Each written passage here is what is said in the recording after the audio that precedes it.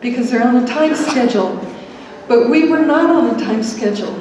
And we sometimes got into the Holy Holies. That's the only time in my life when I knew a whole congregation that got into the Holy of Holies, into intimacy with God. And some of those times it made me so nervous when I wanted him to hurry up, because I felt like, oh, someone's going to be complaining later.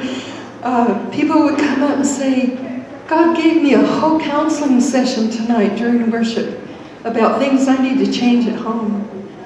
God healed my mind tonight. God delivered me from hardness of heart. God delivered me from drugs. God came into my heart. So I saw that healing was happening, salvation was happening, deliverance was happening. All these things were happening. I never knew that from church, that all that could happen during a praise service.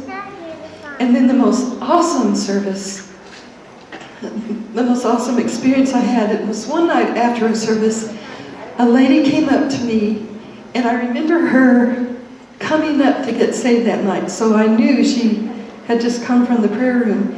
She said, I need to tell you what happened to me tonight. And I said, okay. And she said, I live 6 blocks north of here. 6 blocks. She said, I have a little dog that I have had for 6 years. We have walked the same path for 6 years. We've never changed, and it was never here. It was always on my street. She says, tonight when I passed the corner of the street that comes down beside this church, I was compelled to turn and walk my dog this way.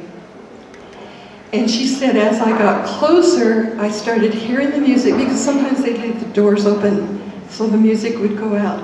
That night I happened to be leading worship, so she heard me. And she tied her dog to a bush outside. She came in.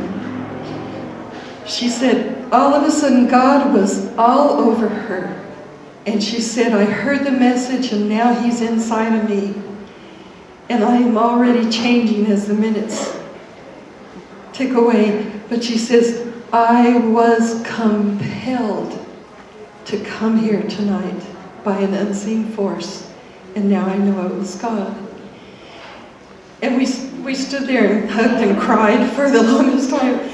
But I have thought about that moment so many times.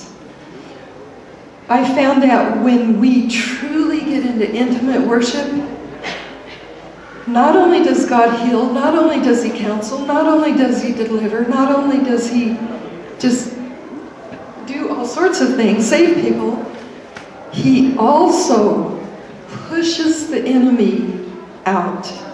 He pushes him far back.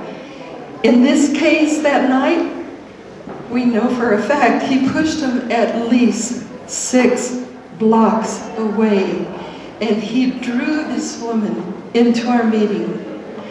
And I thought, what if every church really threw away all the time constraints and went into deep, deep worship and intimate worship?